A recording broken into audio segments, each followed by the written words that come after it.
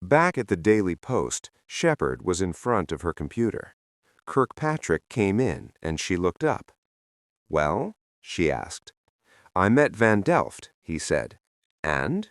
"I'm waiting," replied Kirkpatrick, and he told Shepard about his conversation with Van Delft. "Harley," said Shepard, half shouting, "he actually thinks you're going to buy some guns from him." It was a kind of question. "Well, yes, I think so." "Harley!" Shepard was angry. "It's going to be okay," said Kirkpatrick. "It's not stupid. It's very clever." Shepard made an angry noise. "Anyway," said Kirkpatrick, "we need to know more about Van Delft, and about Lafon Jewelry, too. That's Lafon. It's a jeweler's shop on Hutton Garden. Van Delft was in there for about half an hour this morning." Shepard did not say a word. She just worked at her computer. Kirkpatrick walked across the room to his computer. He read some emails and answered them. After about an hour, Shepard came over to his desk. "Here's more on Van Delft and his business," she said, and gave him some papers. "Thanks," said Kirkpatrick. "Van Delft's ships come into Southampton, Amsterdam, and other places in Europe," said Shepard. "And, wait for it, they come from Angola, Liberia, Nigeria, and some other African countries."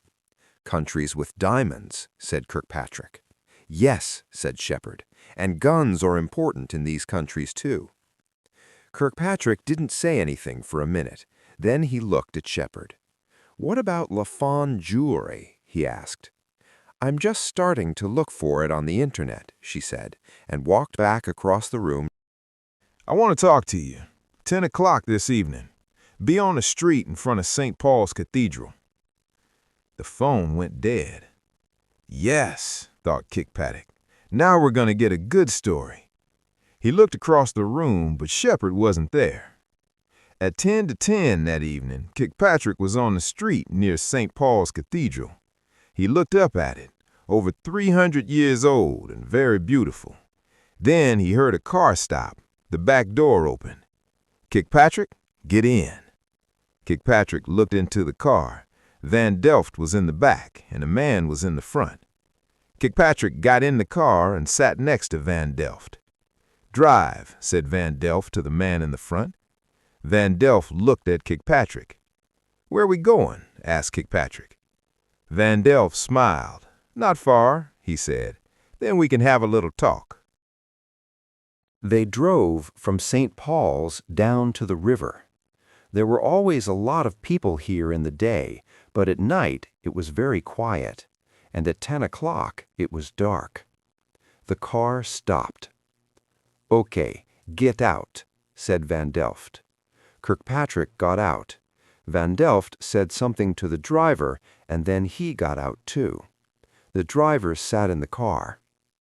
"Come with me," said Van Delft, coming over to a little wall by the river. Kirkpatrick went after him. There were lights on the river. London Bridge was on the right, Tower Bridge on the left. Van Delft looked down at the water. Then he turned to Kirkpatrick. "I love London, you know, and I love Africa too. I go there a lot." Then he took out a gun. "Oh, no. You know, we never met in Lagos." Van Delft's eyes were cold. "What are you talking about?" said Kirkpatrick. "Of course we did, man. How do you think I know you?" "That's a good question, Mr. Kirkpatrick," said Van Delft. "You had a lot to drink that night, man," said Kirkpatrick. "And I did too, but I remember—" "Stop," said Van Delft. He put up one hand. "Stop talking. You must think I'm stupid. I never drink too much. I never forget anything. And we did not meet. Now I'm telling you, don't come near me again." Just then Kirkpatrick heard a noise. He looked behind him, but it was too late. The driver wasn't in the car now. He was behind Kirkpatrick with a baseball bat in his hands. Kirkpatrick tried to run, but the bat hit him across the back. He went down on one knee, and the bat hit him again. Then everything went dark.